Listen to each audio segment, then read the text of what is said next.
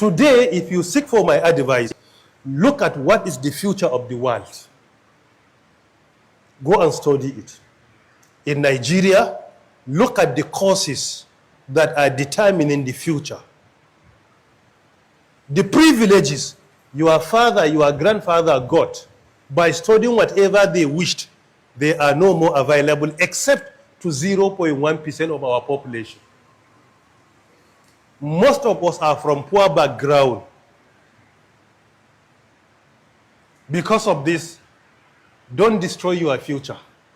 You study a course that is irrelevant. After your graduation, you are interested in working with NNPC. Less than 0.1% of our population do have these privileges.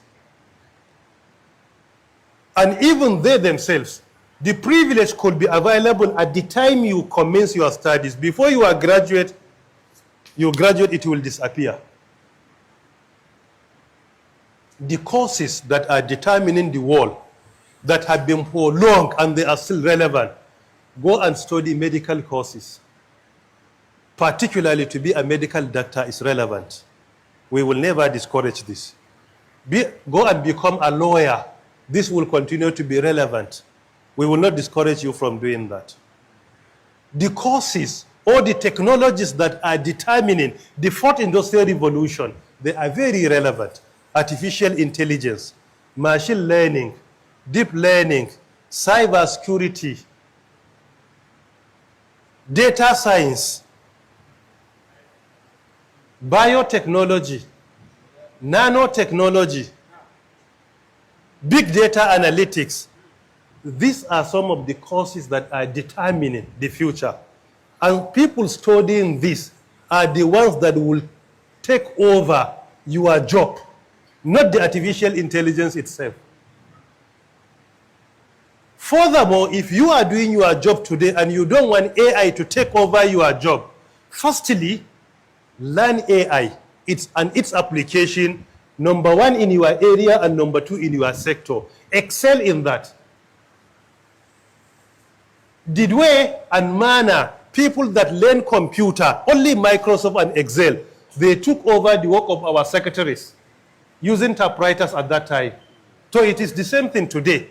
You have to study immediately, be proactive, and know the application of AI in your area of work and your area of study, and also in the sector where you work. Secondly, look at areas where AI cannot take over all the jobs.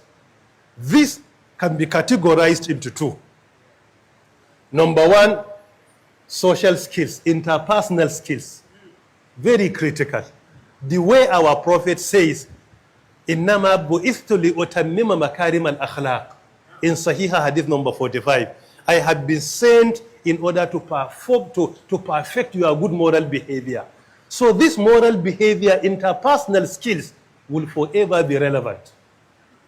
Number two, soft skills, like critical thinking, strategic thinking, complex problem solving, among others. They will continue to be relevant.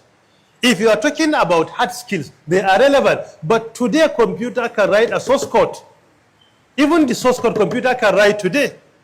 Today, computer can write a thesis, PhD thesis, online. Today, you want to present a paper, a computer can do it for you. Hard skills, technical skills are relevant, but definitely they are not as important as soft skills and social skills. And most of them are not being taught at our institutions of learning. I personally advised the National Universities Commission a year ago, saying that some of the courses that we are introducing, and they are still in our universities, we should be extra careful. There are some courses that are outdated. You don't need them in more than 2 or 4 universities in Nigeria. Because why? The demand has been reduced by more than 90%. So you don't need to be creating new universities, introducing the same courses while there is no opportunities for the graduates. Why are we repeating the same thing? We don't think out of the box. Some courses you need to only retain them in the first generation universities. ABU, Zaria, University of Ibadan, University of Nigeria, Nsukka. These are the old generation universities where you need to retain some courses that are not in demand today. And you need to expand the courses that are in demand in the labor market. We need to start producing potential employers through our universities, not potential employees. The system is not about producing potential employees where they will graduate roaming about with their CV. The focus of the world is how to produce potential employers, job providers, not job seekers. This is what fourth industrial revolution is all about.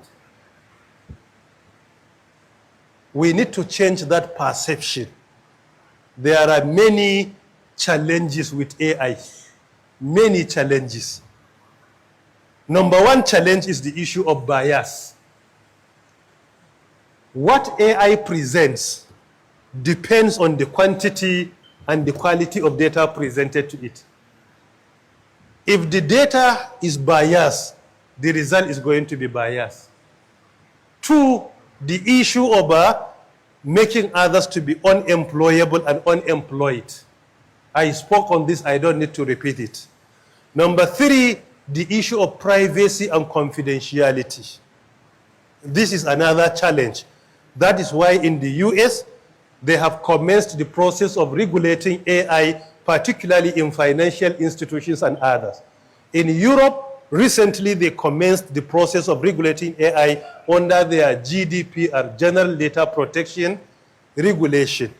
And that is why, as part of our proactiveness in office, in 2023, we established Nigeria Data Protection Commission in Nigeria, and I champion the bill up to the level of becoming a law in Nigeria, because artificial intelligence will challenge our privacy and also our what? Our confidentiality. Number four, if we fail to be active in AI, others will deploy AI and they will ridicule our religion and our life.